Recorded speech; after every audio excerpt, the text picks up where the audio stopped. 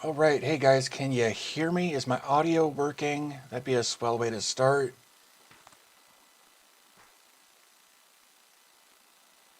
Uh,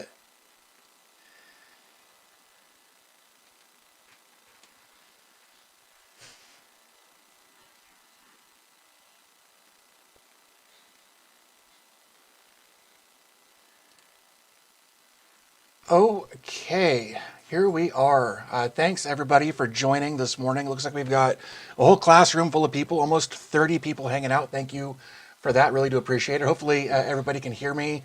I'm doing something a little different today. Normally I use my Audio Technica microphone and that whole setup, but this morning I've got awesome. Thanks guys. I've got a wireless lav mic so I can move around a little bit. Some static. With some static, okay. Well, we're just going to run with it. So we're going to be doing some moving around, that sort of thing this morning. Obviously, I just want to say thanks to everybody who's here. Really do appreciate it. This is still kind of new for me as far as live streams are concerned. So maybe a little wonky, maybe a little confusing and hectic and whatnot. But I'm going to try my best, and I'll just keep doing these until I kind of figure it out a little bit better. So I hope everybody is doing well this morning or this afternoon, this evening, depending on where you are. I know that some of you guys are on the other side of the world, quite literally, and it's late night there. So thank you for joining me, joining us here for this. I can't thank you guys enough for that. So hey, Starkey, thanks so much for checking out my stream. Like I said, this isn't the first stream I've done. I did one the weekend before Easter, but then of course I skipped last week because it was Easter. So yeah, so here we are. So let's see. I put out a question on my community channel. That's the words I'm trying to get out. Asking what you guys were interested in seeing, having me talk about that sort of thing today. And the big thing, or at least the most repetitive thing I saw, the most or whatever, was wanting to see what was in my home lab rack. So I thought we would spend some time taking a look at that, just kind of going through what's in there, what I use, what I don't, what it does, that sort of thing. We can take questions and that sort of thing. Questions will be a little wonky. I'll have to figure out something for that because I'm sitting here and the questions are here, but my rack is over there, so I'll have to kind of bounce back and forth. But we'll try to make the best of it and see if we can't be at least informative, if not entertaining. So so Starkey, you're GMT. That means you're, let's see, you're 6, 7 hours ahead of me, I think. So that puts you at like 3 or 4 o'clock in the afternoon, if my math is correct. But it's been a while, and honestly, I'm still working on my first cup of coffee this morning because it's just about 8:45 in the morning here. So, Jontas, so glad to hear that. Jontas, I'm sorry, I'm going to screw that up, but really glad that the Raspberry Pi videos have been helpful. I really enjoy doing those. I plan on doing more of those videos at some point. Maybe not necessarily on the Docker server side of things, but just different things that you can do to deploy services on a Raspberry Pi, whether it's a wireless router or an access point or things like that. I think are definitely coming up as possible content in the future. I've got some other videos that I want to make first. I've got a few different content pieces that I need to make for hardware, so those will be coming up soon, and we're going to talk about those here in a little bit once we get over to my rack, and I kind of show you some of the stuff that's there, some of the stuff that's being used and that sort of thing. So, let's see, 4:45 in Belgium. I was close, 3:45 there for Starkey. I was pretty close there. So yeah, I tell you what, with all of that being said, ooh, you're even later, holy cow. Oh, okay, I got you, Jonty. So, I tell you what, let's switch cameras over here, and hopefully this camera is still up and running. Hopefully you guys can still hear me. There is the top half of my rack anyway. I'm going to kind of see if I can move that screen over a little bit. Hopefully you guys can see a different screen here with the top portion of my rack. So let's kind of start up at the top there and talk about that a little bit. Some of this, so this was actually given to me. This is a Unifi Security Gateway Pro. I think this is the 4. A buddy of mine sent this to me months ago. and I've been using it. I love it. It's an older model. It's got some restrictions that I would like to possibly upgrade and do something different with, but this is kind of the heart of my entire server rack, is this USG Pro 4. It does everything I need it to. It's got a great interface. They actually just updated the interface on this with a recent firmware update, and it's got a very cool new interface that maybe we'll take a look at as well. Below that, we've got this, which is a 24-port, also Unifi, that I picked up just in the last couple of months, and I love it. It recently got a firmware update too that actually crashed it a little bit. I've got these ports over here were all lit up and disabled, made them completely useless, but I ended up having... I ended up getting it so that I was able to, if I could put a sentence together, man, I did a couple of factory resets and that didn't work, and I did some firmware flashes and that didn't work, and then I discovered that you have to hold this reset right here for like 60 seconds to do like a real proper reset there. And once I did that and got logged back in, everything seemed to work. I will say, a bit apprehensive about updating these to the newest firmwares just because... unfortunately, some of the updates that come out of Unifi are sketchy at best. And we'll actually talk about some firmware updates on some other hardware here in a bit as well that have caused some people some issues. Below that, this is just a cable management thing that I dig. That's got these like the stuff that's on the side of escalators that does a really good job of holding wires in place. Just a little 1U cable management thing there that I got. That I'm actually really happy that I got. It does a great job of hiding everything I need there. This I have mixed feelings on. This is actually just a 1U server case or computer case, whatever you want to call it. That has a Turing Pi in it. I actually did some Turing Pi content for a while. If you're not familiar with Turing Pi, basically, it's a 7, the one I've got is a 7-node Raspberry Pi 3B Plus cluster that it's got the motherboard. The Turing Pi is actually the motherboard that does a pretty good job of managing the 7 nodes that are in it. But luckily I found out that it would fit in a 1U rack versus a micro ATX case that it was in. But right now it's sitting here, it's doing nothing. Like it's plugged in, they're on, they're operational, but I haven't done anything with them so far.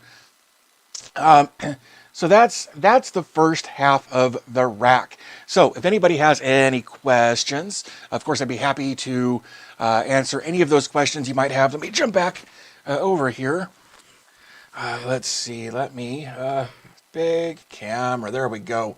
So that is the first half of the rack. I've got the 2 Unifi devices, the cable management system, as well as the Turing Pi 7-node cluster. If anybody's got any questions about that, of course, feel free to ask those. I'm always interested in answering those types of questions. That's correct. IoT guide, that is a Raspberry Pi cluster. It's 7 Raspberry Pi 3B Plus modules, so they're not actually full-size Raspberry Pi devices like you would expect to see. These are actually, they're like the size of RAM sticks, like SODIMM slots basically, that plug into the Turing Pi board that helps manage everything. And what's cool about them is that basically you can use them as a cluster, whether you're using Kubernetes, K3s. They won't really run K8s. Or however that's pronounced or whatever, but I know that it'll run swarm mode. I know that it'll run K3s, or you can run them as individual nodes. If you just wanted to have 7 Raspberry Pi 3B Pluses on your network, you can run them that way as well. They all get their own IP address, they all get their own host name, that sort of thing, set up that way. So basically you can set up like a master if you wanted to that controls all of the others. There's lots of different ways to use that cluster. I call it a cluster. You can run it as a cluster, or you can run it as 7 individual Raspberry Pi devices, however you want to set that up. The Turing Pi board is very, very flexible in that regard, but there's actually a new Turing Pi coming out with the Raspberry Pi 4 modules that are coming out, or that have come out. If you guys watch Jeff Geerling, he's done a lot of really great content about the Raspberry Pi 4 modules for that sort of thing, and has really done some great content as far as really pushing those modules to their limits. But I think Turing Pi is actually working on a new motherboard, basically, that they all plug into so that you can orchestrate them more easily if you wanted to put them in a cluster. Let's see. Let's look through some comments here. Still trying to figure out how to fill your 20U rack. You're going to start... Oh, you've got a 4U. I need to get a UPS for my system. It really is scary that I've got all of this set up. My whole network depends on this rack, and I don't have a UPS in it. Maybe I'll have to reach out to a company and see if anybody's willing to send me one to put in my rack. I may have to reconfigure some things, but I think it would definitely be worth it. What else we got? Who's holding data? Who's processing?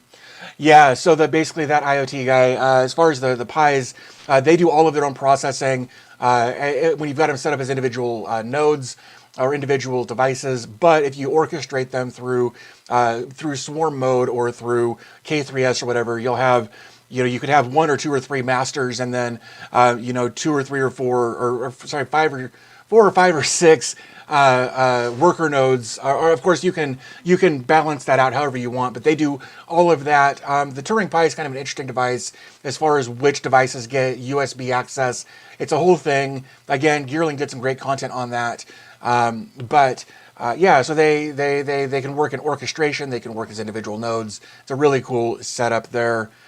How do I power manage? Oh, let's see. How difficult is securely managing a Unifi router and switch? Vishvas, I'm not. It's not bad. The problem is that a lot of the, I won't say a lot, sometimes they will roll out a firmware update that just screws things up.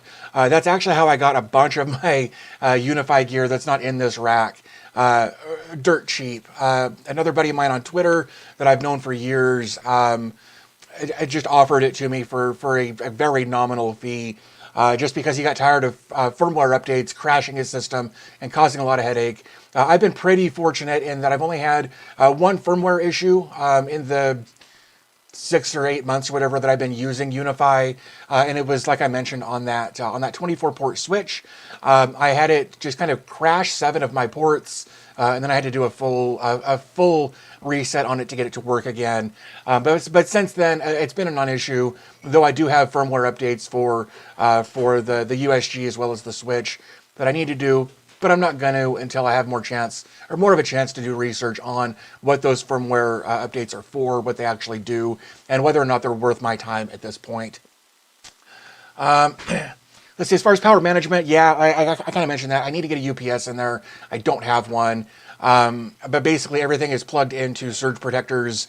I've got a couple of them daisy chained, which is awful.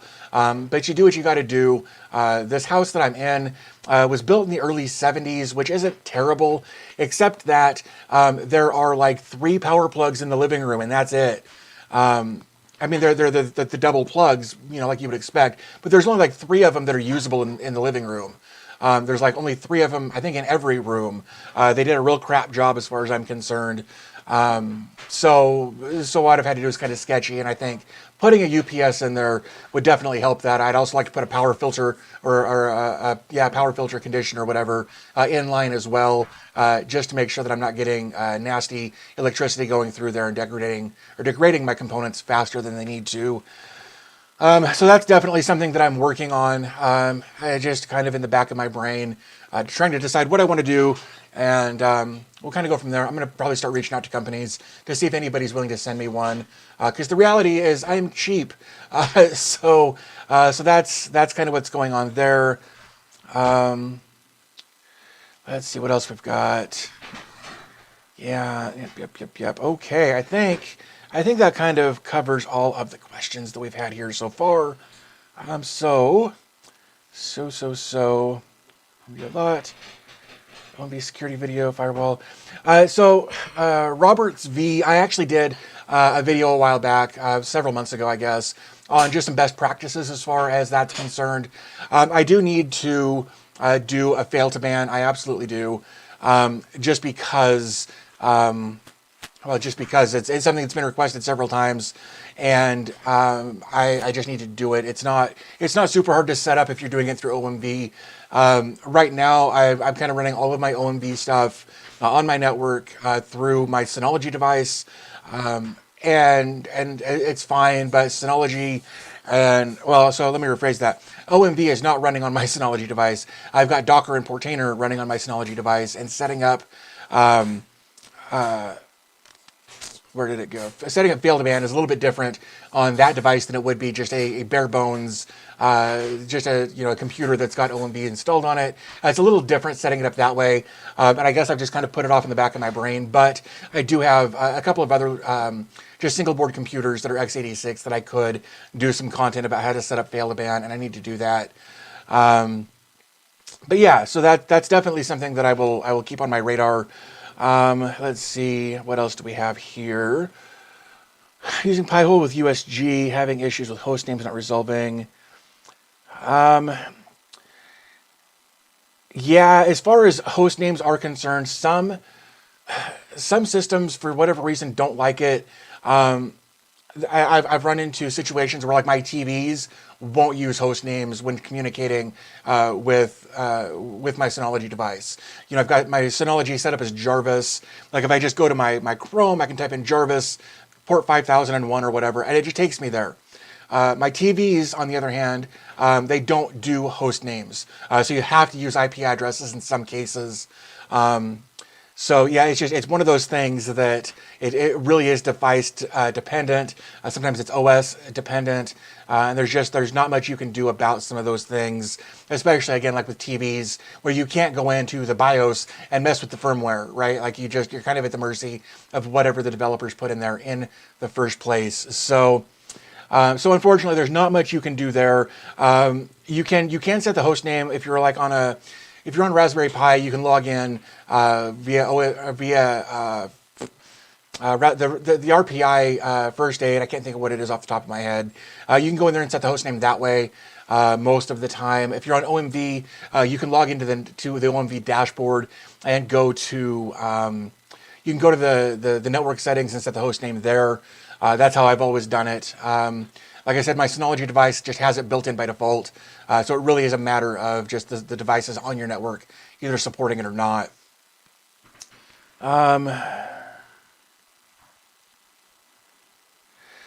Let's see. Yep, the Argon cases are amazing. I've got 3 or 4 of them. And I think I've got 2 of them in use right now. One of them I call Gateway. It's got my VPN. It's got one of my AdGuard instances on it. It's got and it's got my Nginx proxy manager set up on it. The NES. Oh, you know what? I might actually have. I think Starkey. I think you're talking about these. That's a NES Pi case. It's got a Raspberry Pi 4 gig in it, and they're actually pretty cool little devices. I don't have the game cartridge in there that holds the SSD, but it would go in there as well. Let's see. JW, yeah, this will be up. Once we close this up, this will be available. You can always go back and look. We actually didn't talk about Pi-hole specifically. We were talking about Raspberry Pi cases and that sort of thing. But if you've got questions about Pi-hole or AdGuard or whatever, definitely throw those up in the chat. I'll answer them. If I can't, somebody else can. We got a lot of smart guys in here as far as a lot of this stuff is concerned. So, yeah, if you got specific Raspberry Pi, Pi-hole cases, you can definitely throw that up in the chat. As far as where I got this, the NES or the NES Pi sent me the NES Pi 4 case to do a review on months and months ago, and it's pretty cool. There's a video on my channel somewhere about it, and they did a pretty cool job with it. I wish they'd done just a few things different, like on the back. They maintained the micro HDMI ports there, which I wish they hadn't. Because they obviously moved some other stuff around as well. I feel like they should have put a full-size HDMI on there. So let's see, what else do we have? All right. So, for a while, yeah. Okay, so, all right, tell you what, let's jump back over to my rack. We'll take a look at some of the stuff on the bottom, and that'll take a little longer because there's all kinds of crap tucked away that you can't necessarily see just by looking at it. So, let's switch cameras over to there, and let's come over to here. Oops, there we go.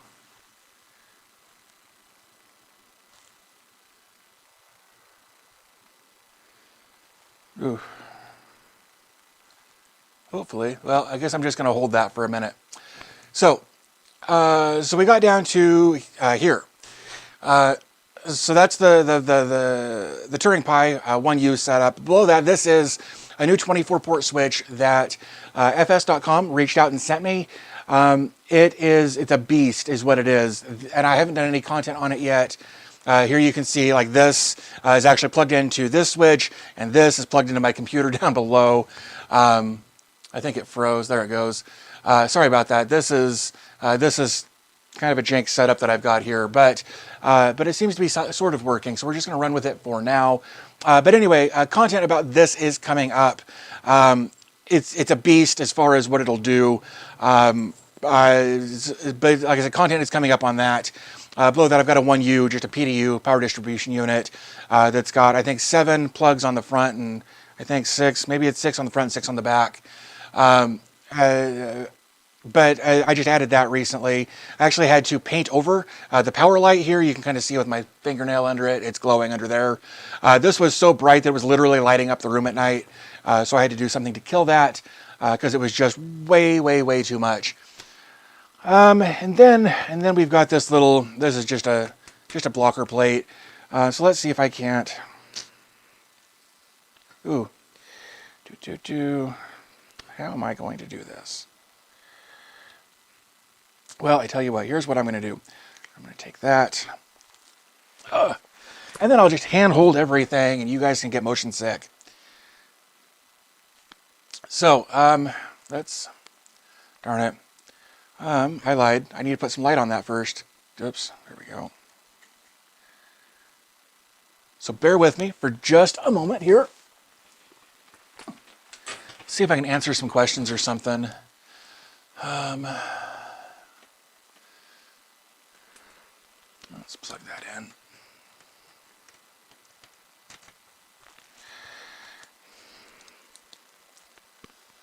Oof. That's not going to work very well. All right. Okay, so there we go. We're just going to kind of run with this. So in the back, way back there, you can see that is the Synology DS1621xs Plus. The Synology sent over to me. That is my everyday server. I do everything with that. That's got MB and just basically everything on it. And that's what I use all of the time. Right here in front, I've actually got some more content coming up on that. Actually, now that I think about it, about that Synology, I lost a hard drive just a few days after it arrived. I say I lost it. It crapped out. Turn that. That's super bright. There we go. Anyway, the hard drive number 2 died on me, and so I had to get an RMA on that, and I just got it and got the whole RAID 5 rebuilt. So I've got some content coming up about that.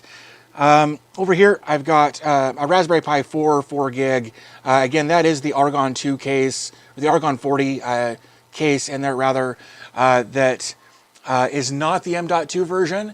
It is just the standard case, and it runs, like I said, it runs my my Nginx proxy manager. It runs some of my DNS. It does all that kind of stuff just sitting there doing its thing.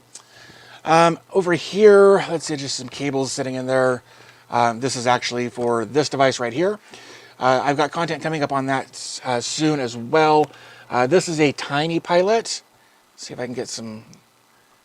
anyway, that is a TinyPilot. Basically, it's a Raspberry Pi 4 on steroids, basically. We're going to talk about that and how much it's actually helped me. I didn't know I needed it until I got it, and holy crap, I'm so glad I've got it. So content about this is coming early this week, I think. I've started recording some. I need to re-record some of it, just because the content I recorded was garbage. Over here, I've got, this is my LattePanda Delta 4, or this is the 432, so 4 gigs of RAM, 32 gigs of onboard eMMC storage. It's actually got a Celeron processor in it that's 4 cores, 4 threads. But I've also got a 512 gig NVMe drive in there, just for doing some more stuff on it. When I first started doing Docker stuff on the channel, everything I did was on this. So this will do, one of these will do anything you need it to do, really. I say that. I wouldn't put a media server on it, especially if you want anything with H.265. It won't support the decoding of H.265, but if you just needed something to do, you wanted to host a bunch of just like a book stack, or you wanted, and like, I think I had 30 or 40 containers on that for a while, all running with no issues at all. In the back, a little further back there, I've got another one similar to this that's got, it's something I picked up on Amazon for $100. That's also a Celeron processor, I think 4 gigs of RAM, 64 gigs of onboard storage. Not expandable, I don't think, but it's there. Also, I should mention everything that's in this rack, down to right there, basically everything from there up in the rack is in the description down below this video. So if you want to pick any of this up, you can do that just by jumping down to the description. It should all be down there. And then we've got the security key the cloud key security key Gen 2, which is kind of the brains of this stuff up here. That's not so washed out because of this light, but I need it for down here. Just can't win. Let's see if there's anything else down there. I don't think there's anything else down there. But then, of course, below that, I've got my PC. That's where everything lives. That's my day-to-day life right there. But it's got an AMD Ryzen 5 2600 with, I just upgraded to 32 gigs of RAM. It's got an RTX 2070 in it with 8 gigs of RAM. It's got a 1200 watt power supply that I've had for years. That's just been a beast. And I think that's pretty much it. I've got a 6 and an 8 terabyte hard drive over here, that are kind of not doing anything at the moment. But I think that kind of covers everything there. And of course, everything up there is guarded. Let me turn this off. That didn't help much. By just some of the stuff that I have 3D printed. Since I got that 3D printer, you can kind of get an idea of some of the stuff up here. I didn't really have anywhere else to put it. I had a blank ledge there that sticks out from the top of the shelf that I've got up there, so I thought that'd be just kind of a fun place to store all that stuff.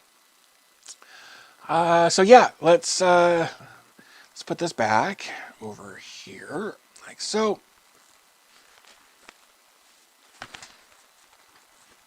All right, let's see, and let's come back over to here. Big camera. Darren, hello from Canada. Holy cow, thanks for being here. Really do appreciate that. That IoT guy, it's a TinyPilot, like airplane pilot. Basically, it's a KVM that I'm going to do some content on it, and it's pretty neat. And the cool thing about it is you can buy this device from TinyPilot. They're kind of expensive until you realize how much frustration they alleviate. Or you can actually just go, it's all open source. You can download everything, build it all yourself. They did a really cool job with what they did. So that content is definitely coming soon. Like I said, hopefully earlier this week. Oh yeah, yes, Darren, I am the guy who installs Windows on Chromebooks. I didn't think that video was going to do what it did. I didn't realize that there was such a market for that.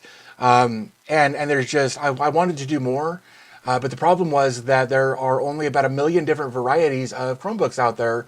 that each have a different spec, that each do something a little bit differently, and it got to be too much to try to support and try to answer questions for people when they would be like, it doesn't work. And that would be their whole content or their whole comment on the video. And you try to help that person who just says, it doesn't work, and they never respond. So I felt like I was beating my head against a wall trying to support that video. I still answer questions periodically on it, but I'm trying to not do more Chromebook content for the time being, because so many things have changed. Chrome OS, Chromium, whatever they're calling it now, has changed so much, and they're allowing so many different things now. That I'm a big fan of Chromebooks. I really am. So I think putting Windows on one isn't necessarily for everybody. Oh, so let's see. Starkey says, yeah, 210 per terabyte. You got a DS218 with 2 terabyte, but the transfer speeds are horrible. I'm curious about that, Starkey, as far as why you're getting terrible transfer speeds. So many things that you could troubleshoot there as far as that's concerned. Also, yeah, so I was on actually a GTX 770 prior to the upgrade, but I upgraded my system 2 years ago, like before COVID, before it was impossible to get new hardware. So I got real lucky that I got it when I did. I'm super stoked about that. Let's see, what type of Wi-Fi setup do you have? What are the AP types? So Jack Hallowell, if you're still here, hopefully you are. I'm actually using a Synology, the AC Pro in the living room, and then I've got a repeater in the back of the house just for some extra coverage. But they are all my Wi-Fi stuff in the house is I said Synology, I meant Unifi. I've got a Unifi AC Pro in the front of the house, and then a beacon in the back of the house as a repeater. And they've been amazing since I got them all set up. I had an AC6 Lite for a while. It was fine. The problem is that it doesn't put out as strong of a signal, but it also puts out Wi-Fi 6. And then I realized, oh yeah, I don't have any Wi-Fi 6 devices. So when I mentioned earlier that I got a really good deal on some secondhand Unifi stuff, that AC Pro was in there, and the beacon was in there. So I got those set up as quickly as I could, and it's really done some great things for my network as far as that's concerned. And they're great because each, like the AC Pro can support, I think, up to 6 Wi-Fi networks simultaneously. I think it's 6. I could be wrong on that number, but each one will support multiple Wi-Fi networks with just one node. So the Unifi's done some cool stuff with that. Benjamin K, hey, how's it going? Darren. Yanni, thanks for showing up. Appreciate you guys. Let's see what else. Zappy, no UPS. I need to get that taken care of.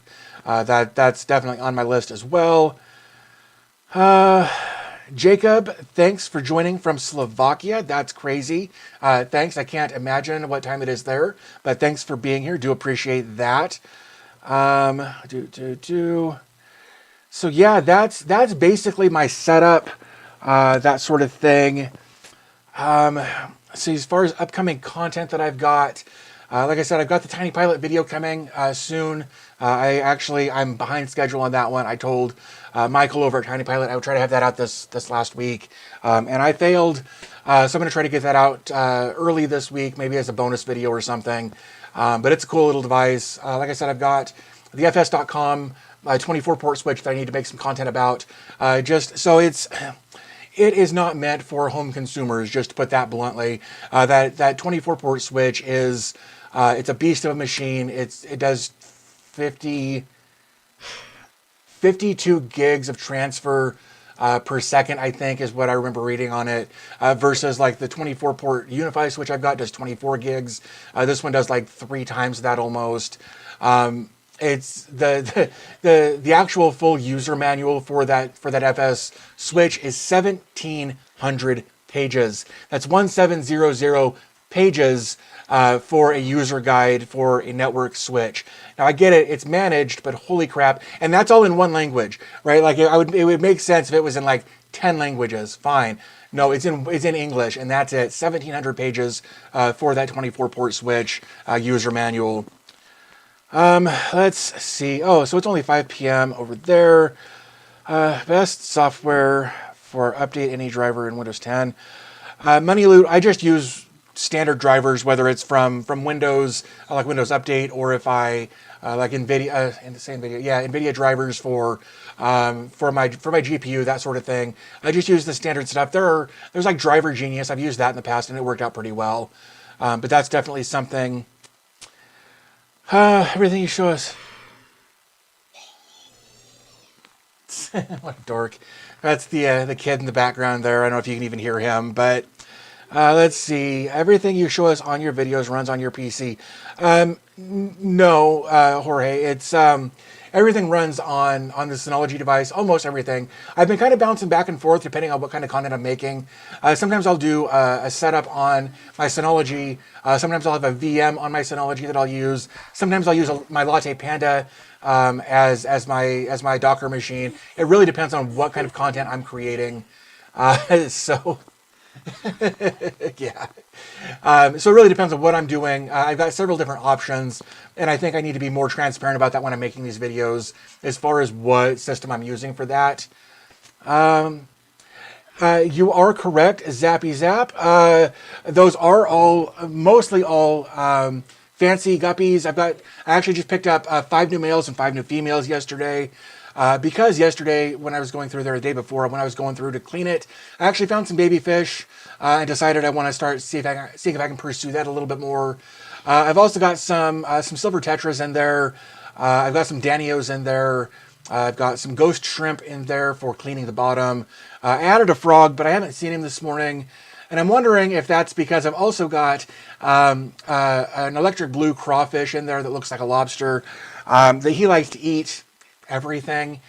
So lots of stuff going on in that tank. But I like having it back there. It's kind of a break from staring at a screen all day. Let's see.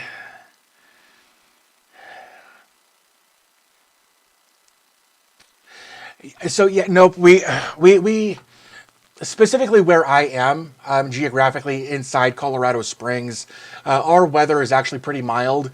We just managed to find like a geographic spot where the weather just kind of goes around us. So we don't have a lot of power outages. We get them every once in a while, and it's always terrifying when it happens because the whole network goes down, and sometimes it takes 10 minutes to come back up. Even after the power comes back on. So I do need to get a UPS, both to help prevent that, but also to help prevent any kind of damage from a surge or an outage or anything like that. So let's see. Kishan, thank you. I'm glad that my videos are helpful. I really do appreciate that. I think I finally found a niche that I'm happy with. We've got a good community here. People sharing information, that sort of thing. So I really do enjoy making this kind of content. Let's see, what else? Record videos while doing the actual setup. So that IoT guy, a little bit of both.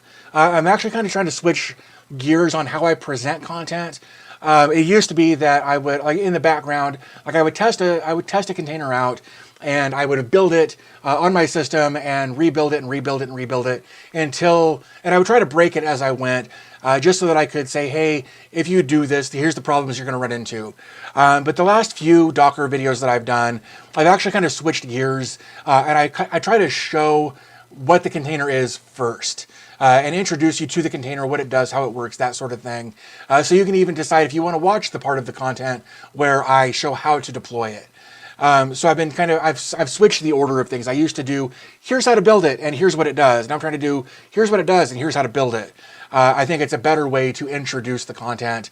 Of course, it only took me about 1.5 years to figure that out.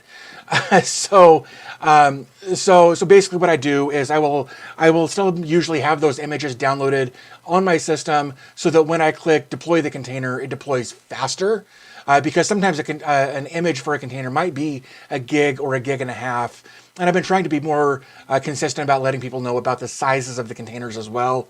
But that's just kind of what I've been trying to do is I always do multiple runs of deploying a container first before I do a video on it, just because things can go wrong and you want to make sure that everything's covered and you know what to expect and how to fix it. So when I make the content, I can explain, don't do this because, or whatever. Let's see. I've been thinking about setting up a mini PC for getting a data server set up. Yeah, so as far as just a small, there are options, like especially if you want to go cheap. There's actually some decent options on Amazon. Like the LattePanda that I've got, it was about $300.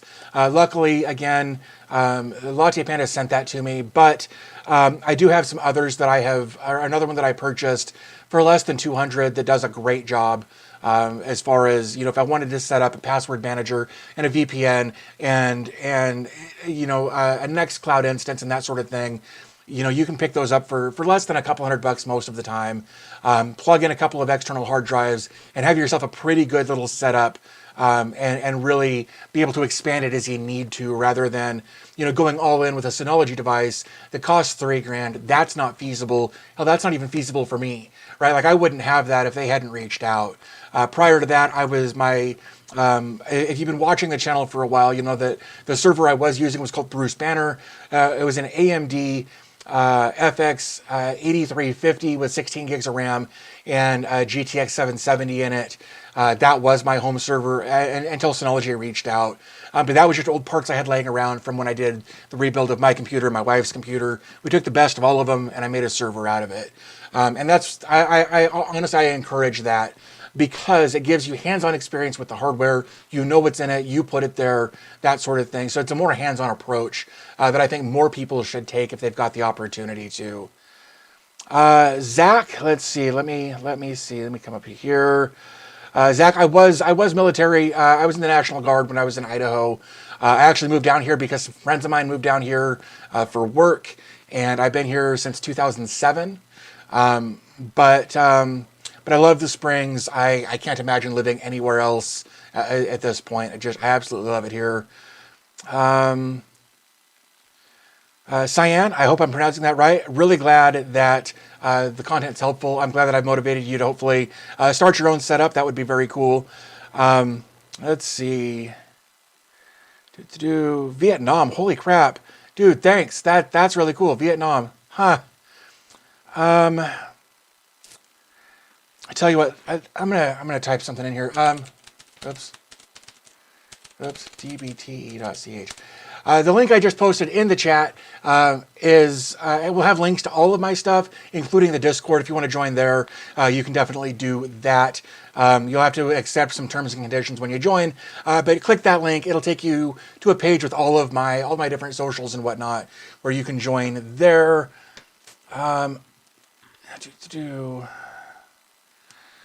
See, Gus, how about a video on how to transfer a Docker container from one server to another? I've actually already kind of done that using Duplicati.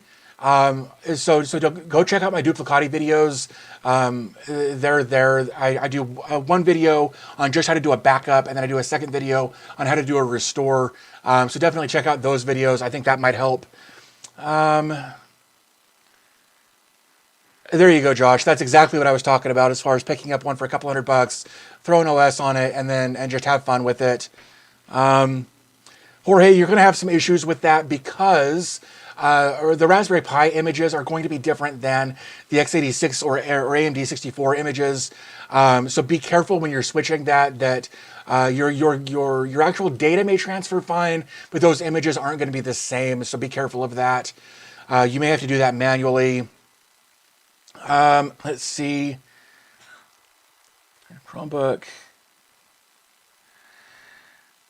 Let's see. I've got an i3 8th gen Chromebook. It depends on what you want to do with it, Darren. I've been kind of an AMD fanboy for a long time. Like even when they were the underdog. Like I said, I had an FX 8350. My wife had an FX 6200. So it was, we've been using AMD for a long time. So it really depends on what you want to do with your Chromebook, as far as what kind of a processor you might want to go with there. Mosquito. Zahid, I've toyed around with it. I did a Home Assistant video kind of early on, and the reality is when I did that, I think I screwed that video up pretty badly. I know it's helped some people kind of get where they want to be, but I don't know that it's been as helpful as I would have liked it to have been had I known more about Home Assistant and Mosquito and those sorts of things. I need to do some more research, especially into Mosquito. I know it's a fairly popular way to integrate, but I have done nothing with it. So I may eventually do something there. As far as delay, yeah, there should be a delay. I've just got this set up as a default delay in here, just because that's just how it's set. It's like I could set it for ultra low latency, but that peaks out or causes more stress on my computer. So you just have to deal with the delay. Sorry. So you moved to Restic. I haven't used Restic Zappy. I don't know anything about that, but yeah, I did. You've got a lot of things going on. I know that Duplicati can be finicky. I'll have to look into Restic. Edwin, thanks for joining from Holland. That's amazing. I do appreciate that. Benjamin K, yes, you can set up Duplicati to just back up certain things. You'd have to go in and set up your storage to map to certain containers, or the folders for those containers, rather, wherever you've got your configs set up, or your data or whatever. You'd have to map those folders specifically, but you can do that. Do I mine crypto? I have.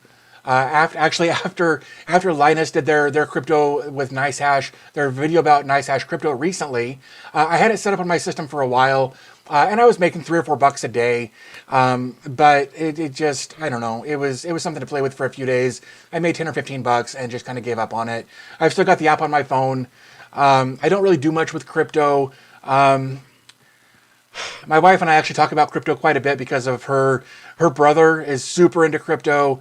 And it just kind of makes us both want to bang our head on the wall. Not him specifically, but crypto in general kind of makes us want to beat our head against the wall for lots and lots of different reasons.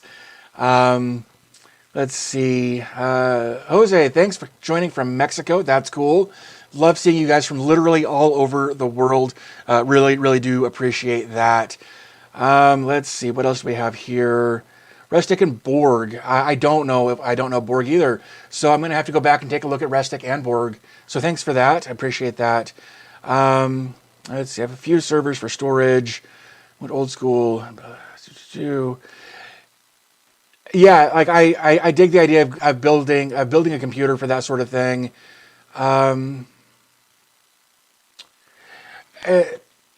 So as far as what do I think about C-File or Nextcloud? Honestly, that depends. It depends on how involved you want to get. Nextcloud is more of a Google replacement. And I don't mean like Google search. I mean like Google Drive and Google Docs and Google, all of their different Google services you can build out in Nextcloud. The problem with that, of course, is that Nextcloud has a tendency to be a little bit slow if you don't set it up correctly and don't give it enough resources. I've got it set up on my Synology device, and I've got some things that I want to test out to see if I can get some better speeds out of it.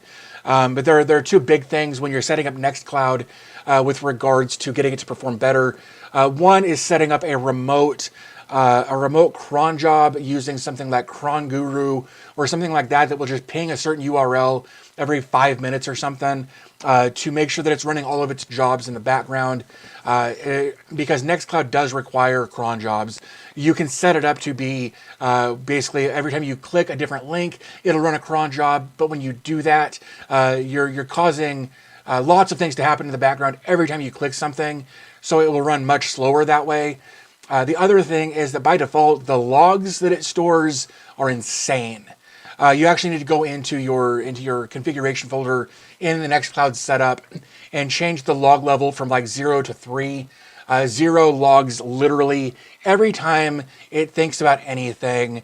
So I changed mine from 0 to 3, set up a cron job remotely through Cron Guru. I actually paid there like $10 a year so that I could have more resources available. And my system runs faster, but I think actually my Raspberry Pi is slowing me down a little bit. That's what I use as my Nginx proxy manager, and I actually am wondering, I'm going to try a different x86 platform to see if I get better results with that Nginx proxy manager, to see if I get faster results with Nextcloud. I did a video on C-File, just to kind of to jump back on that, and it's fine. That's all I can say about it. It's fine. If you just want if you want a file management system on your, it's fine. But if you want a full-blown, like almost enterprise level setup, Nextcloud's the way to go if you can give it, like I said, the right resources and the right attention when you're setting it up. So let's see, Netherlands and Belgium, thank you both. Very cool. Thank you guys for being here. Let's see what else we've got. Yep, Jorge says Nextcloud. Can you please update your blog? Different database. Yeah, I do. I need to do that. Let's see. With the next. Yeah, I need so with the Raspberry Pi, I had to use the Yoba Systems database in order to get it to work with Raspberry Pi. That's just the only way I could get it to work there. I know that there are other Maria database or MySQL databases out there that are compatible with the Raspberry Pi, but the Yoba Systems has been consistent for me. So I've always used Yoba System databases on Pi devices when I need a database. Let's see, support from India. Thank you so much for joining from India. That's, again, you guys just kill me. It's crazy for me to think, like, I'm a guy just sitting in my living room here, and you guys are literally all over the world, and that just blows me away sometimes. Here we got Tiago from Brazil. Thank you for the guy to create a Docker network running through NordVPN, and you got it working. That's amazing. Very cool. Glad you got that sorted. That's very cool. So let's see, OwnCloud, so OwnCloud, I believe, is just a fork of Nextcloud. Those two often get used interchangeably. I actually will see in blog posts or whatever, they'll say OwnCloud or Nextcloud / OwnCloud. I haven't looked into OwnCloud in a long time, but I believe it's just a fork of Nextcloud. That probably uses fewer resources, but is also more limited. That's just speculation. I don't know that for sure. Yeah, so that's what makes me think that it's not going to use as many resources, especially when working on a Pi. You might also look at HyperIT for an OS for your Raspberry Pi devices. I'm going to type this in the chat. For Pi devices. So that I actually have HyperIT set up on my Turing Pi setup for all my different nodes there. It actually comes with Docker installed. It's very lightweight, and it comes with all kinds of stuff to just, you deploy it and you're good to go. So very. I gotcha. Thanks for the clarification, Empetor. Appreciate that. Dr. Byte 2009, thanks for joining from the Netherlands. Appreciate that. Apparently you got timed out for some reason. Interesting. Yeah, guys, I don't know. I don't know why my bots are being so restrictive. I'm gonna have to change some settings there to allow a bit more flexibility with the bots. Sorry, guys. Again, I'm still very new at this. And Streamlabs has just jumped in and done its thing. Let's see, you used C-File for a while, and the drive client works like a OneDrive. Yeah, yes, that's kind of what I was thinking for C-Files. It's more of a file synchronization thing, where you just store all your stuff there, and then it kind of synchronizes between devices or gives you access between devices, which if that's all you're looking for, then I would say go ahead and use that. Marco, thanks for joining from Germany. Do appreciate that.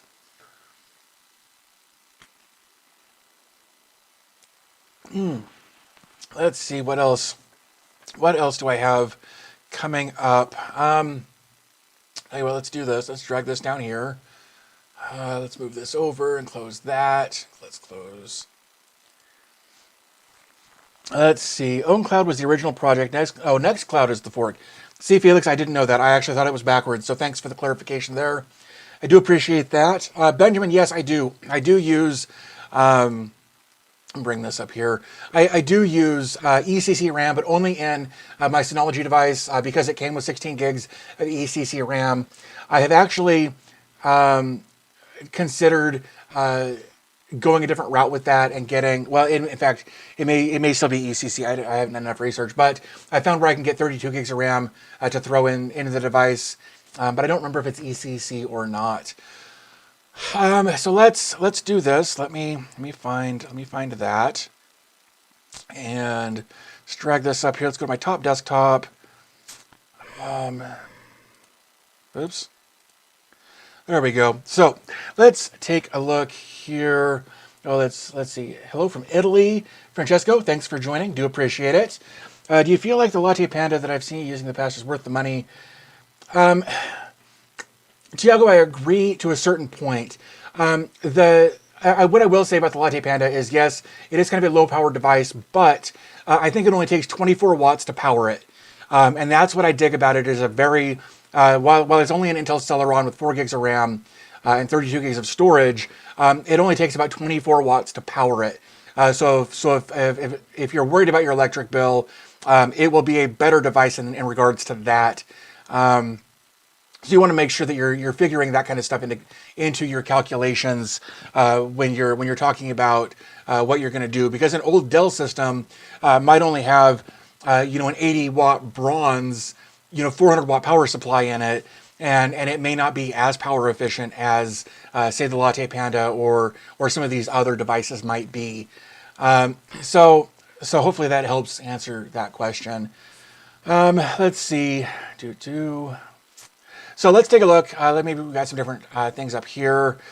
Let's see. We've covered basically all of this stuff is Docker project ideas that I've thought about. I've actually got NTOP coming. I've got a license for that. It's actually a pretty cool network monitoring device or container. Gives you all kinds of really cool information. It does, however, only give you a pro license for the first 10 minutes. And then if you want to keep the pro license, you have to buy it. And it's kind of spendy. So the non-pro version may work fine for most people. But if you really want to get into the nitty-gritty of your network, you may have to pay a little bit for your license. Let's see what else I've got here. But that is coming. I've done that one. That one. PrestaShop we did. Bitsy, I don't remember what that is.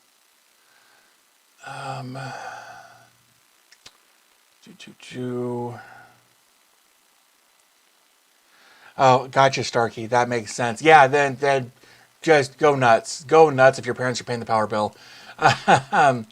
Let's see. We've done that. Snipe It. I thought about doing Snipe It. If anybody's interested in Snipe It, let me know.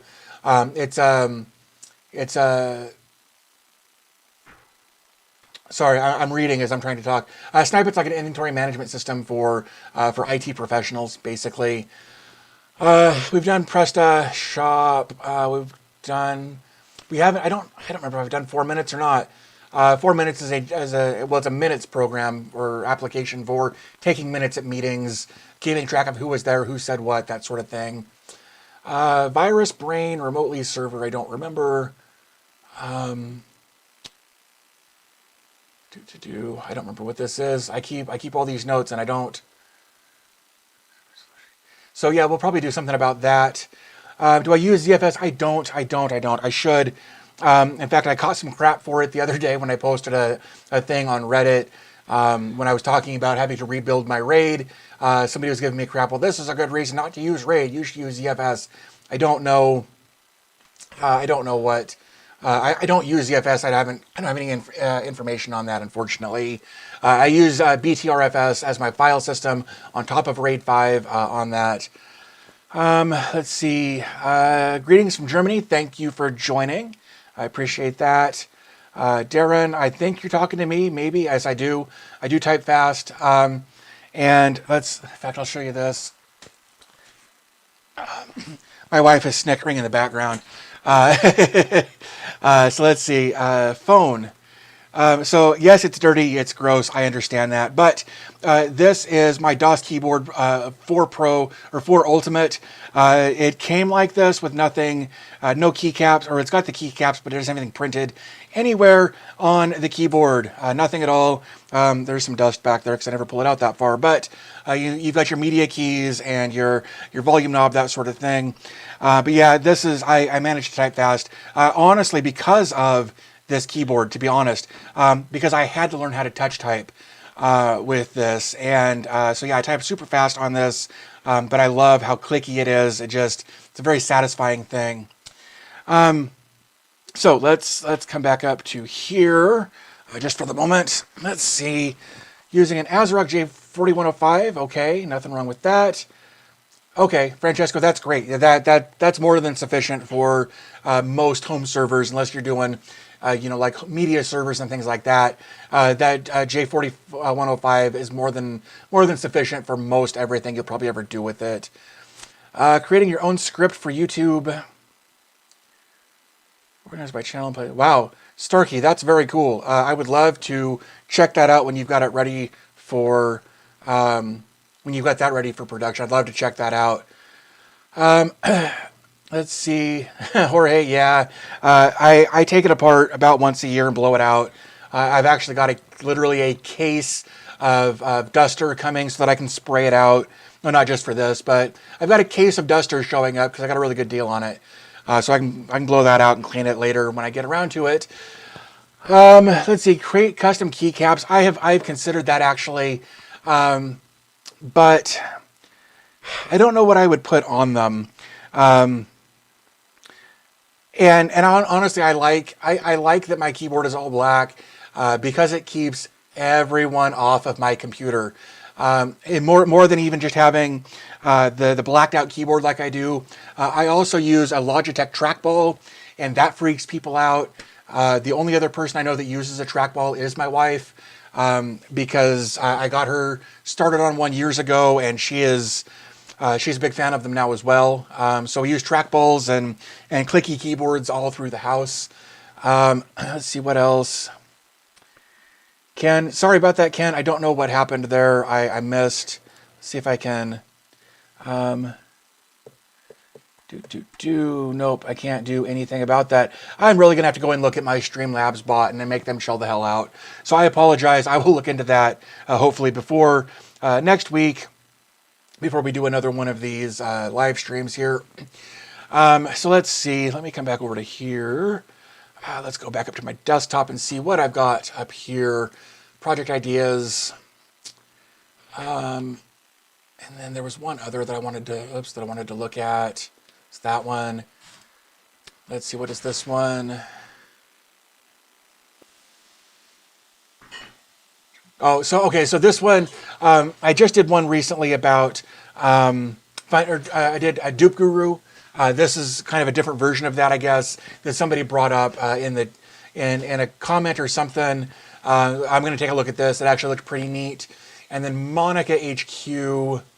I've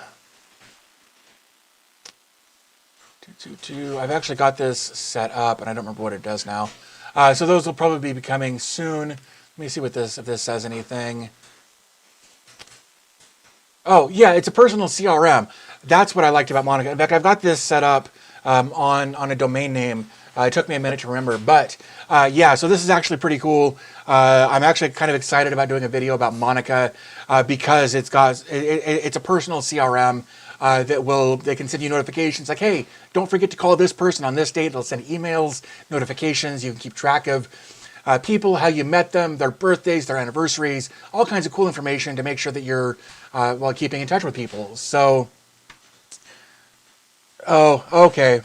Let's see. Trackballs are, yeah, I'm a big fan of trackballs. I had a Logitech MX Master mouse that I had for years, and then one day it just died. It was one of the newer ones. I had one in the past when I was working for a web development firm, and I was getting a repetitive strain injury just from moving the mouse back and forth this way all the time. I was actually getting a strain in my wrist. I switched to a trackball. and have loved it ever since. It does take a while to get used to it, but definitely, I definitely love trackballs. In fact,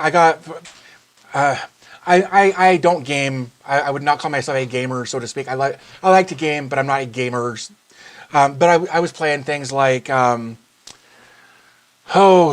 Sniper Elite, mouse and keyboard, actually, but using a trackball. So like first-person shooters with a trackball could actually be a lot of fun once you get familiar with them. Yeah. So as far as that specific error, your database host is probably wrong. You need to go back and check your database host in your script or in your install. I don't know what specifically you're talking about, but there's probably something wrong with your database host in the way that you're calling it. Celebrating video alike. That would be amazing, Starkey. Thank you for that with regards to getting that script up and running and letting me check it out. I really would like to do that. I like to check out new scripts and just see what's out there and play with things and that sort of thing. So let's see what else we've got. So yeah, this Monica thing is pretty cool. Looking forward to getting a video about that up. In fact, so the one I did recently about finding the Dupe Guru video that I did was actually by Jay Lesage or Jocelyn Lesage. Sorry, I'm terrible with names, but she's done. I've actually done videos on a few of her different Docker containers. She does great work. They always seem to work exactly how they're supposed to. So I'm pretty stoked about doing another one of her videos or a video about her content. This one has to do with remote. I'm not entirely sure. Notes to do, app management app. So Samuel, I'm hoping I'm pronouncing that right. I've done some stuff with like Wiki.js and Bookstack, things like that. I know that there are some to-do lists out there that I should take a look at, that I would like to take a look at actually, that would actually probably help me in my day-to-day life as well. So I will keep that in mind as far as to-do lists, because I know that they're going to be helpful for a lot of people, including me, to be honest. Let's see, what else? Kept default values NPM. No, it's traffic. Traffic is going to make things worse, to be completely honest. Ken, look, here's the thing, right? Like, damn. Like, see, I actually am used to be a traffic ambassador, and traffic is fine. I'm not a fan of it. Nginx Proxy Manager is so much easier to use, and I will say the same thing. That I believe that Nginx Proxy Manager is easier to use than even Swag is. I wanted to get into Swag, but I like having the dashboard that Nginx Proxy Manager has. That just makes it super, super easy to set up. As far as this is concerned, let's pull this up. DOS keyboard for Ultimate. So that's that. I'm going to go ahead and pop that into the chat. Let me pull this up over here. Put that in there. That's the keyboard I've got. The wife got me that for a birthday or Christmas or something years and years and years ago. And it's only failed me once, and that was actually my fault. I took it apart at one point, and to clean it out, I took all the keys off and took the whole thing apart and put it all back together, and it didn't work. And I wasn't in a good headspace, so I put it all back together. It didn't work, and I just put it out in the garage. I found an old keyboard, and I dealt with that for like a year. And then one day I was like, you know what? Screw this. I love that keyboard. Why doesn't it work? So I took it apart again and realized that the ribbon cable that connects the boards inside together, I had broken some of the solder joints on that. So I resoldered them, and then it started working again, and it hasn't failed me since. It's an amazing keyboard. I absolutely love it. You can get it with different colors of Cherry MX switches. I got the blue because I love the tactile feel. I love the click, the whole bit. Cherry MX is the way to go, in my opinion. And I love the blues. The blues are absolutely amazing. But of course, the link I put in there, not an affiliate link. I don't get any credit for it. So if you buy one, let me know. That would be amazing. Again, I love these keyboards. Let's see what's going on over here. I don't know how many new people we've got, but we've got 3 new people in today. Thank you guys for joining the Discord. Appreciate that. If you like dashboard, but swag is good. See, okay. I like the idea that failed to ban is included with swag. That's pretty cool. I may have to give swag another chance, just to see. But yeah, I haven't done enough with it. I haven't really done much, well, of anything. I deployed it once, but never actually connected anything to it. So maybe I just need to give it another chance, and put some effort into it.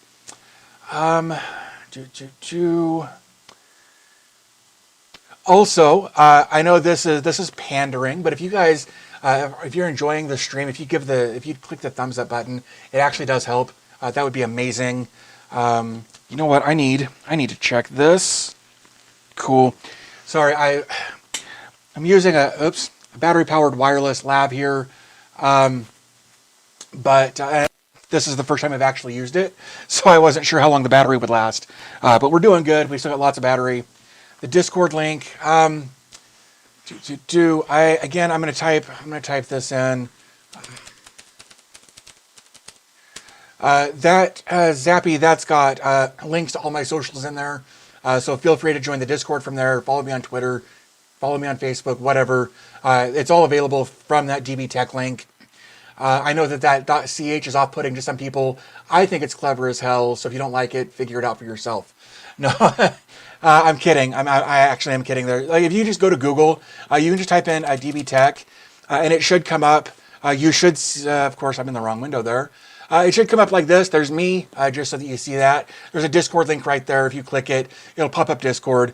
So that's how you can find that. So there's that. Let's see what else we got here. Any other questions or thoughts, comments, content requests? I'm always happy to talk about that. If you guys have got specific content that you'd like to see me make, that'd be very cool. I'd be happy to talk about that. Put that on a list for later as well.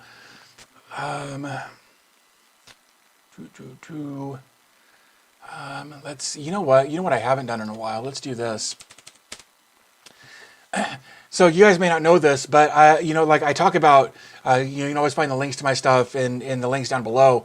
You can always kind of find out what I might be working on by coming over here to my GitHub and going to my gists or my gists or whatever, because it will show kind of everything I'm storing notes on over here. So if you can figure out how to find that, definitely check that out. There's all kinds of stuff in here that I store for later. Like here's some stuff I was doing for traffic, actually, for doing some Portainer content as well. This is some more Portainer content. Orange HRM. Holy crap, Savio, thank you. Wow, thank you so much. Server redundancies for services like Plex, Homebridge, Nginx. Savio, I will look into that. I absolutely will look into redundancy and things like that. It's come up a couple of times and I haven't put much thought into it. But I will, the reality is this: for redundancy, you're going to want something, you're going to want one of two systems. You're going to want a remote system that kind of runs in the background and you only hit it when you need to, or you'll want a swarm with like Kubernetes, I say swarm. You want some sort of orchestrated system, whether it's Kubernetes, K3s, K8s, or even just a basic Docker swarm for that kind of redundancy. And I just, at the moment, I don't have the hardware really to set up a multiple node swarm except on Raspberry Pi. And I need to learn that, but I just haven't got that far yet. The reality is TechnoTim does some really great Kubernetes stuff. So if you want to check him out, he does some really cool, very easy to follow Kubernetes stuff as far as orchestration and that sort of thing for that exact thing. So while I'm figuring that out, I would definitely check out TechnoTim just because he's got some really good information on that. Dashboards that tell you your local IP or the external server. Let me try that again. Do you know any dashboards that point you to the local IP or external subdomain, depending on where you, oh, so something that will know that they can base on your IP. I don't actually. I'm not sure of anything like that. Okay, Jontis, we get it. You're 12. That's definitely one way to do it. As far as having one internal and one external, I don't know if there's anything that is IP aware. That's an interesting idea. There's got to be something out there. I'll have to see if I can find something like that to see if there is something like that. Like I use Organizer. Actually, I just pull this up right now, where you can. I mean, this is my content that I'm downloading, but you know, but this doesn't actually. This is just local. You can see that's on Jarvis on port 99 there. So it's not aware as far as what I'm doing with regards to where I'm located, unfortunately.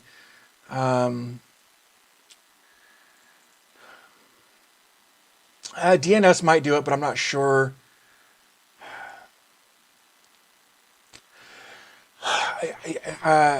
Buddy, I hope that's right, Buddy Jansen. I like that idea of setting up Unbound for a recursive DNS so that it becomes its own DNS. I will look into that. That's a good idea to install Unbound in a Docker container on Pi-hole. I will look at that. That's a cool idea as well. I dig that. Let's see, what else? Took a K95 apart. Place the LEDs, got it working in. Oh, that's cool, Starkey. I always love taking things apart and repairing them or adding new features. It really is kind of a cool sense of accomplishment to be able to do that and have a good turnout or good end result. I've had so many things that I've taken apart that didn't go back together well that I don't like to talk about. But the successes are always, those are the ones we like to talk about for sure. So let's see what else we got here.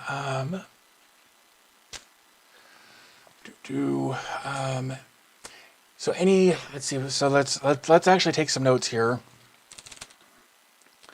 So we want to do Pi-hole Docker Unbound. We definitely want that. Let's see. We want to talk about redundancy. See, what else we got here? Sorry, I'm going through some notes here. All right, I'll put swag on here because I should. So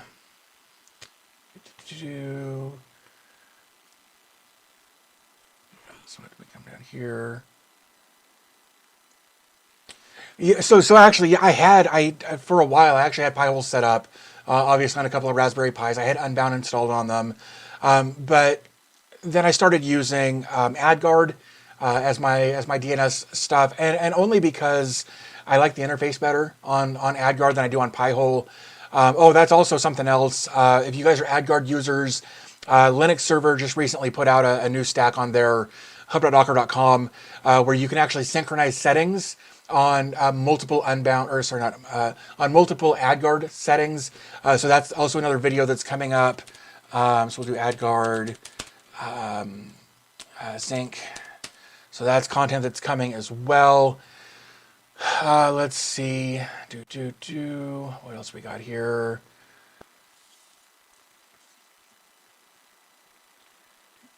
I think without scrolling up too much further, that kind of covers all of that. Yeah, Craft Computing does some good content as well. He's definitely a few steps ahead of me. But yeah, I'll see what I can do about getting some Pi-hole videos set up with Unbound so that we've got some recursive DNS for that.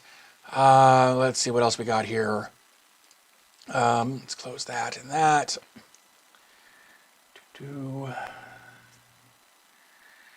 So I think, yeah. So guys, what else you got? Any other questions, comments, ideas, things you'd like to see content about, anything like that? Of course, there's this 30-second delay where I get to just kind of sit here like a jerk. So I will, let's come back over to here. Oh, you know what? You know what we could do? Let's do this. Let's actually talk about what I've got running. We've talked about the hardware on my server. Let's talk about the software on my server. Oops.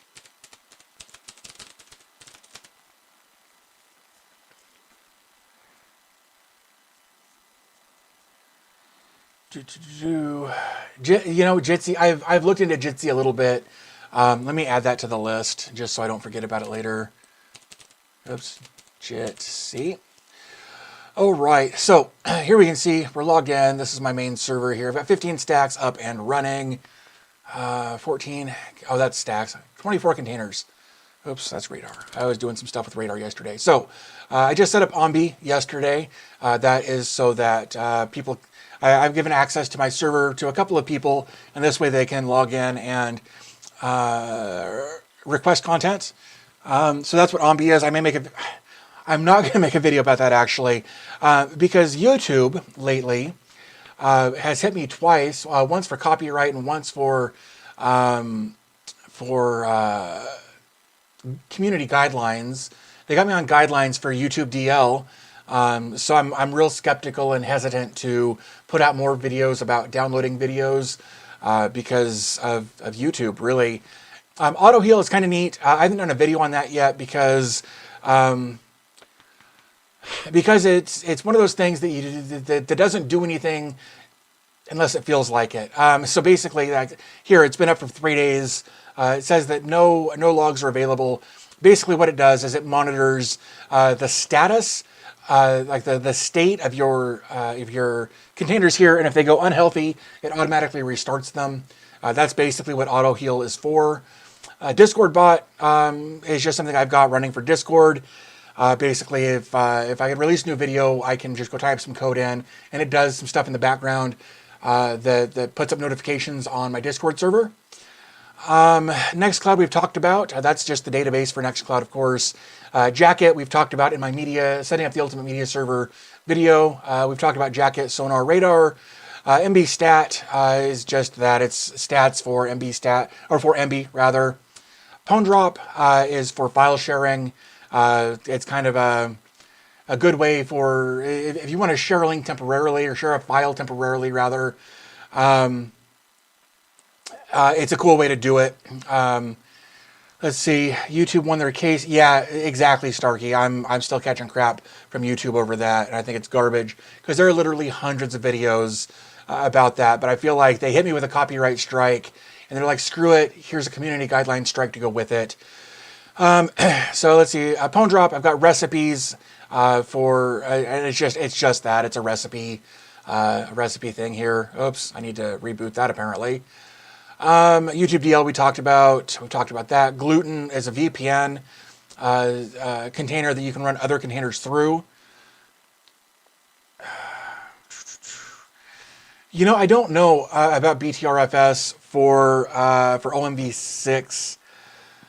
I haven't looked into it enough. I probably should, but I haven't yet.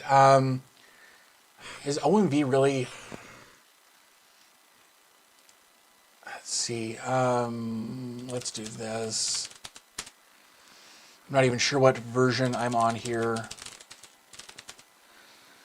This is me logging into my LattePanda. So let's scroll down. So this is version 5.5. I didn't know a 6 was coming out anytime soon. I do use Bitwarden RS. So when my wife and I first got together, she was using 1Password for absolutely everything. And I was using LastPass at the time, and I convinced her to use it, and it was just a shit show from the start to the end. She had nothing but problems with it, and then I switched over to Bitwarden, and I finally got her switched over recently when LastPass decided that their free tier was going to be for one device only. I got her switched over to Bitwarden, and she's had no problems at all that I'm aware of. Of course, if she had problems, she would let me know. She's actually praised Bitwarden, so there's that. I love Bitwarden, absolutely love it. Use it on my PC, my phone, her PC, her phone. Just a great setup for that. So Nextcloud we've talked about. Watchtower. This is a do as I say, not as I do situation. I just have Watchtower run once a week and update all my stuff. It sends me an email when it's done, but it really should send me an email. It's like, hey, here's some updates you should go look at, but I'm lazy and don't want to deal with it. So I let Watchtower do all of my updates for me. I don't recommend that, to be honest. Bitwarden we talked about a little bit. Speed test, I don't even know if this is up and running right now. No. So I should probably just kill that. Dozzle we talked about. I really should have Dozzle up and running. I don't know why it is, or why it isn't rather. Intop, I think that's actually running on port 3000. Let's take a look at Intop real quick. Yeah, there it is. And then we can do admin.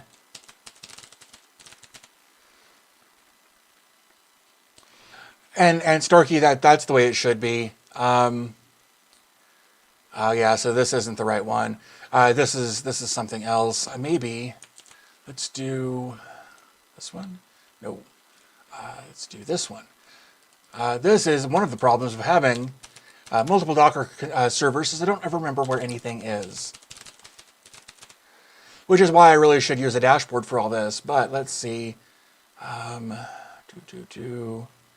No, I don't know where that is. But Intop, basically what it does is it allows you to take a look at your networks.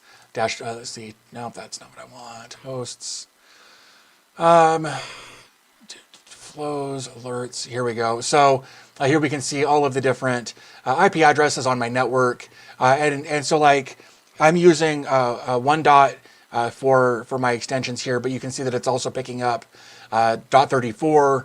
It's picking up everything that it finds, even on my Unifi device. So it's a pretty cool thing as far as being able to figure out what device is doing what, that sort of thing. Here you can see, in fact, like here's the TV in my bedroom. That's my server, all kinds of stuff that it does a really good job of. So Intop is coming. I need to actually sit down and make that video. That's awesome. I'm glad to hear that you've got that many different passwords. That's the way we should be doing things these days. And you know what's recently, for instance, there was Facebook. There's a big Facebook leak. I'm sure you guys have heard about it by now, with 533 million people getting their account details leaked. In fact, I go to Have I Been Pwned? Look that up and put your email address in there. See if you've been pwned. The thing about it is you can be as secure as you want with your usernames and your passwords and your two-factor authentication and your all of that. But if the database gets hacked, it doesn't matter. So you're really at the mercy of whatever service you're using. So I encourage you to be as secure as possible and just hope that your service providers are doing the same. Yeah, I don't back up my Bitwarden as often as I should, but it's on my list. I definitely need to make a backup of that to make sure that I've got everything stored. Let's see what else. Oh, I was over here. Let's see what else we've got. That was Intop. That's for the recipes. Oh, that's why recipes didn't work, is because the database isn't running. That's dumb. Portainer, obviously, I'm in Portainer. It should work. Docker Telegram notifier. So basically, anytime one of my containers changes status, whether it's coming up, going down, rebooting, whatever, I get a notification via Telegram. Of course, I did a video about that already. And then Organizer, I showed you that. I've got that up here, right there. So that's what I've currently got running on my network, or at least on this device. Again, I've got a Raspberry Pi set up with Nginx Proxy Manager, and a couple of other things there. Let's see, set up a backup to Duplicati. Yeah, Duplicati, again, oh, that was the other thing. Dang it, somebody had mentioned an alternative to Duplicati earlier, and I should have written it down while I was there, but I didn't have my notes up. Was it Borg? Was it called Borg? I feel like it was called Borg. I'm gonna put Borg in my notes and hope that that's right. Let's see. Recently set up a backup to Duplicati in my drive. Agreed, Zappy. Definitely, when you do backups, you want to test them. You want to make sure that everything is there. No, boring. Boring is good when we're talking about backups. If you've got a backup and you have to get excited about it to make it work, or whatever, you don't have a good backup. So having a good solid backup is a really good idea. Restic. Thank you, Benjamin K. Appreciate that. Restic and Borg. Okay, thanks. I've got both of those in my notes up here.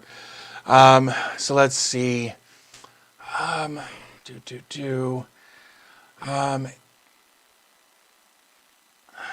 see. I'm not going to show you my Raspberry Pi because that's where a lot of my security happens. I guess I can show you this. This is. See if it'll let me stay logged in. Hey, oh, that's not what I was looking for.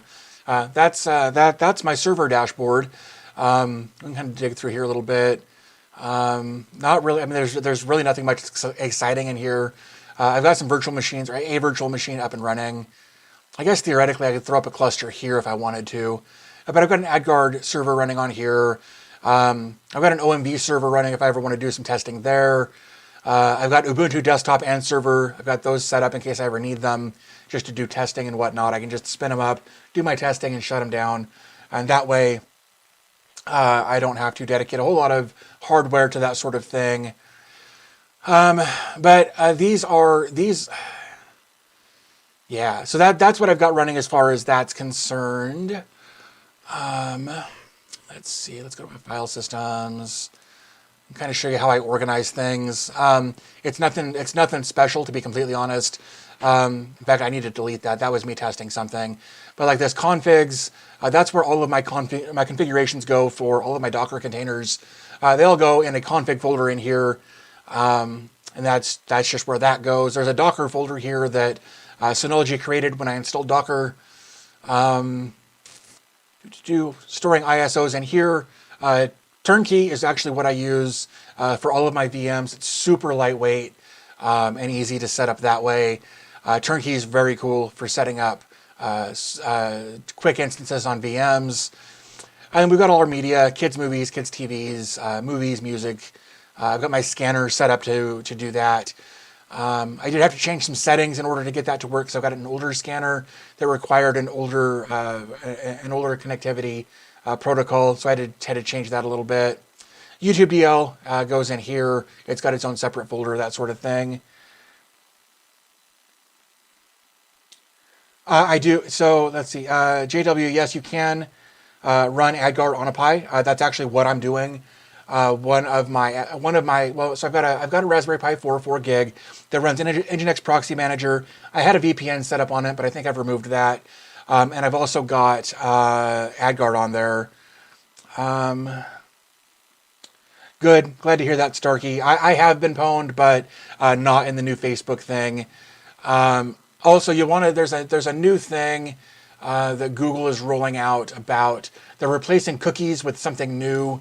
That's going to confuse everybody. Google replacing cookies with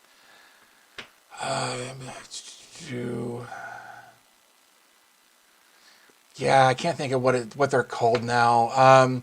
But there's a new thing that they're doing that they're testing slowly. I think like 0.5% of Google users or Chrome users have been put into this testing market, but haven't been notified. Oh, Flock. Yeah, have I been flocked? Have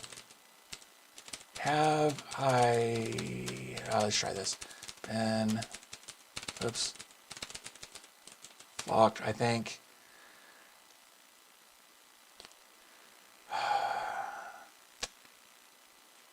Darn it. Anyway, that's something, right? No, they're changing it with... let's try this. See if I can find it. Yeah, it was. Oh, there it is. Am I flocked? That's the one I'm looking for. So basically, you go here. In fact, I'll just put this in the chat so you guys can check this out. Roran60LP, thanks for joining. Definitely appreciate it. That Am I flocked is what I've got up here. You can scroll down and it kind of talks about replacing third-party cookies. But cookies are on the way out. Apparently, they're trying this new thing. So anyway. You can click here. Your browser doesn't currently have Flock enabled, which means I'm not part of that. But but I would definitely check that to see if you're part of the people who are being tested. Like I said, it affects 0.5% of Chrome users. Do I have any firewall advice? Yeah, use one. Yeah, so I definitely think it's important to have a firewall. Like if you've got Xfinity or Comcast, whatever name they're going by these days, they have a firewall built into their home modems. I've actually got that turned off though, just because I don't want Comcast deciding what they think is malicious. So I let my Unifi Security Gateway Pro handle that. It's kind of a modem, router / firewall in one. And I've got intrusion prevention turned on. And I do that at an expense. I've got a 1 gig connection on my network. Of course, let's sorry, I'm talking in the corner here. Big camera. There we go. So, like I said, I turned the extra security off on my Xfinity router modem combo thing that it's got, and I use my Unifi USG Pro 4, and I've got intrusion prevention turned on. Again, that comes at an expense. When you do that, you are limited by the amount of traffic it can handle as far as download speeds are concerned. So while I've got a 1 gig connection, I don't actually get anything above about 400 megs of actual throughput on my downloads because the intrusion prevention throttles that quite a bit, which really the only reason I got the 1 gig is because when I had the 300 meg connection, I got 10 megs up. And I just, as a YouTuber, hopefully as somebody who will be streaming more, 10 megs is not enough. So I got their 1 gig package because it gave me like 45 megs up. I still get like 400 megs down, which is fine. It's more than enough for what I need. But I did it for the upload speeds. So, but I definitely encourage you to get some sort of a firewall. There's all kinds of new firewalls out there that I've thought about reaching out to companies and seeing if I can get my hands on some. Some of them look kind of gimmicky, so I'm kind of concerned about that. But like Zappy said here, pfSense is one that I've heard of, that I've heard a lot of good things about. But of course, you need hardware to put that on. You need a multi-port NIC for that, even if it's one in and one out, so that you can connect to a switch, that sort of thing. So pfSense is definitely something that's interesting to me, but I haven't done anything with. I probably should.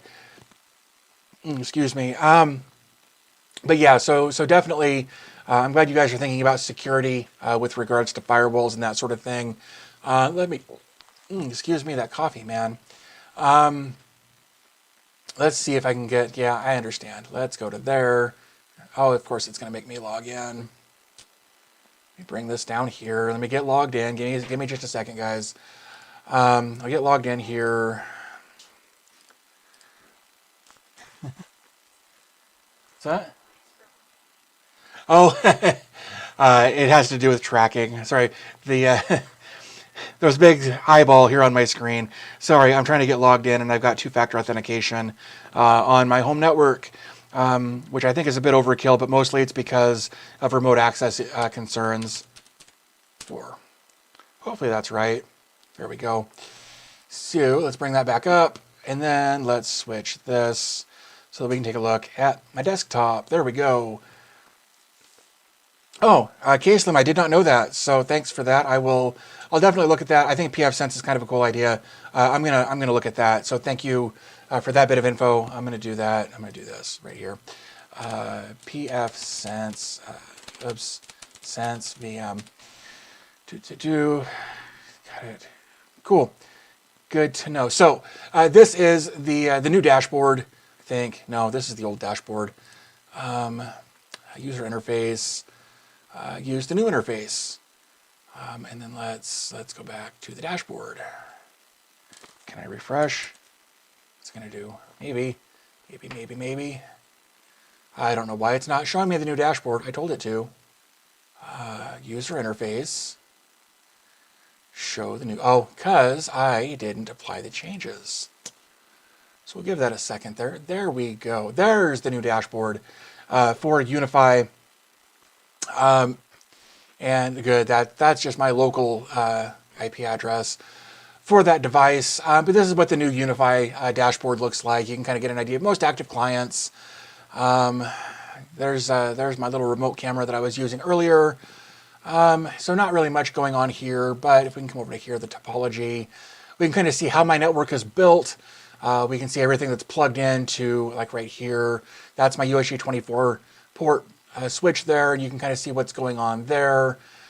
We scroll down, right there is my AC Pro, and all of this stuff that's connected to that. And then the beacon, that's a repeater for all of the stuff over there. I like the way they've got the topology set up there. So that's pretty neat in my opinion. But that's, you know, if we look at Unifi devices, we can see the Unifi stuff I've got. Can I do it this way? I like it the other way better. I like that better. Where you can kind of see everything that's there. I dig that. But yeah, so that's kind of what I've got going on my home network, both hardware, software. You know, like, oh, if I could actually come over to here, I can show you this. Security, internet threat management. Here you can see I've got that turned on. An automatically blocked network, intrusions. That's where you end up affecting your maximum throughput, like it says right there. So I cut my traffic down by like 60% as far as download speeds, but that's one of the things the security is worth it in my opinion for me. So that's what I've done. Jose, thanks for joining from Florida. That's awesome. Thank you guys so much for that. Really do appreciate it. I love seeing you guys literally from all over. It really kind of blows my mind that, like I said earlier, I'm just some guy sitting in my living room making content, and you guys are checking it out from literally all over the world. Just having a hard time fathoming that, to be completely honest with you. So that's what I've got going on there. Yeah. So let's. Really, I don't want to give you a review right now. I'm busy. So let's go to my big camera here. So there we go. I think, you know what? I need to see.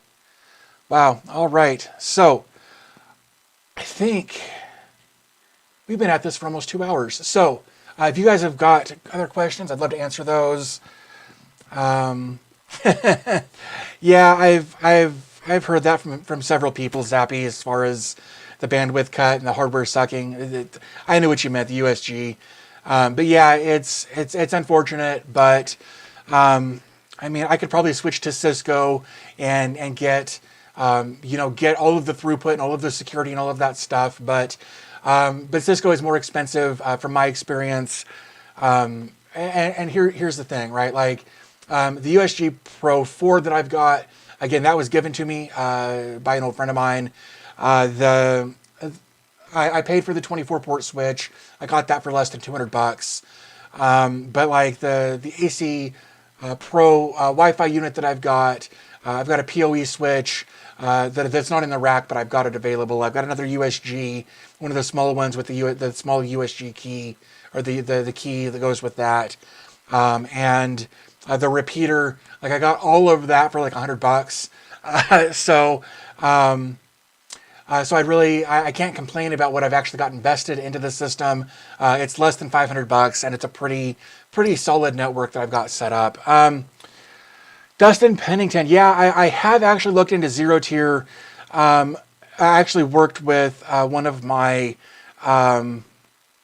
Discord moderators. We set up a zero tier network between us. He's in New York. I'm here in Colorado.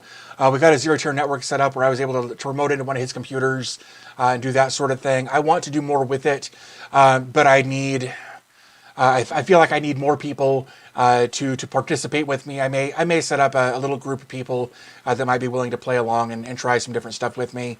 I dig the idea of zero tier just because of having a VLAN like that you can connect to multiple locations basically seamlessly. Very cool idea. I really dig it. But I haven't done much other than like send a file via SSH from my computer to Jay Collins' computer. I actually had him set up a VM, a brand new Ubuntu VM, so I didn't have access to anything pertinent in case anything went wrong. But I played with it a little. It's kind of neat. I dig the idea behind it. But I haven't done enough with it to say that I'm fluent with it at all. but I dig the concept of zero tier. Very cool idea. So yeah, I think guys, I think I'm gonna go ahead and wrap things up. We've been at this a couple of hours. Again, I wanna thank you guys so much for joining me today. Yeah, Dustin, if you want to join the Discord, if you're not already, definitely do that. I will. Oops. Let me dbt oops.ch. If you click that DB Tech link there, that'll have a link to all of my different socials there. If you want to join the Discord, and I'll probably put together a little separate room where we can talk zero tier stuff, and just see who's interested, see who might want to participate, that sort of thing. We can definitely take a look at that. Man, I am just real slow on this. All right, there's that. Let's see any software we can use. As far as energy, the cost of running servers, Tio, I don't know. I know that there are hardware devices like Kilowatt, things like that you can use. As far as actually how much energy you're using, like on a dashboard or something like that, I have never even looked into it. I feel like you'd have to have some pretty. I feel like you could probably do it. I've seen people do it. I guess if you had the right dashboard set up, you could probably pull data on that as far as how much each device is using, and then add that up and display it. I'm sure there's a way to do that, but I just haven't done it. Greg, thanks for joining from South Africa. And again, thank you all for joining this morning. This has been very cool.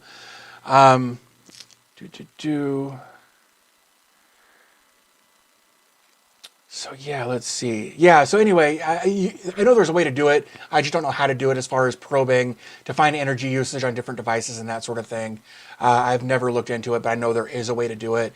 If you go to like Home Labs over on Reddit, there are several different Home Labs subreddits you can take a look at where people have set up dashboards where they show their current energy usage, but I haven't actually dug into how they do it. Tail scale. Okay, I haven't seen that one. I'm going to put that on the list. But yeah, guys, thanks again so much. Looks like we've got about 60 people in here. So that's very cool. Again, if you enjoyed this, if you want to see more of this kind of content on the weekends, I dig being able to go in here and, did I really? I don't know why that, anywho. Yeah, so if you guys enjoy these live streams, it would be cool if you give the video, the live stream, a thumbs up. Kind of give me a gauge on how much you guys are enjoying this kind of content. If you've got questions or comments or ideas or whatever about things to talk about in upcoming live streams, definitely put that in the stream here. You can leave it in the comment section, I think, if that's available later. Always, you can join the Discord as well. Click that DB Tech link that I posted just a minute ago. It'll link to all of my different social medias, and the Discord is in there as well. That is correct. Smash the like button, Zappy. I appreciate that. So yeah, if you guys are interested in this kind of content, definitely hit the like button. It gives me kind of a gauge as far as how much you guys are interested. Dr. Byte, you're very welcome. Again, I'm starting to get comfortable with these things, getting on here, chatting about different things. Doing the multicam setup. The camera that I was using earlier was actually just an old iPod Touch connected via NDI, via OBS. Lots of acronyms or initializations there, but that's how I did it. I used NDI, that sort of thing. So yeah, guys, I think with all of that being said, I'm going to go ahead and wrap this up. Thank you guys, whether you're just joining, whether you've been here for a while, all the way through, whatever. Thank you guys for being here. I do appreciate it. Thank you for the what are we calling those? The paid chat. I appreciate that. That was very cool. That was my first one of those. So thank you for that. But I think I think that's gonna do it for me today. I'm gonna go grab some more coffee or something. Martin, thanks for joining from Denmark. Appreciate that. But I hope you guys have a great rest of whatever time of day you're in right now. And I think that these moving forward will be every Sunday, as often as I can anyway. But I'm gonna go ahead and wrap it up here. So as always, thanks for your time. I always appreciate your support, and I'll talk to you in the next video.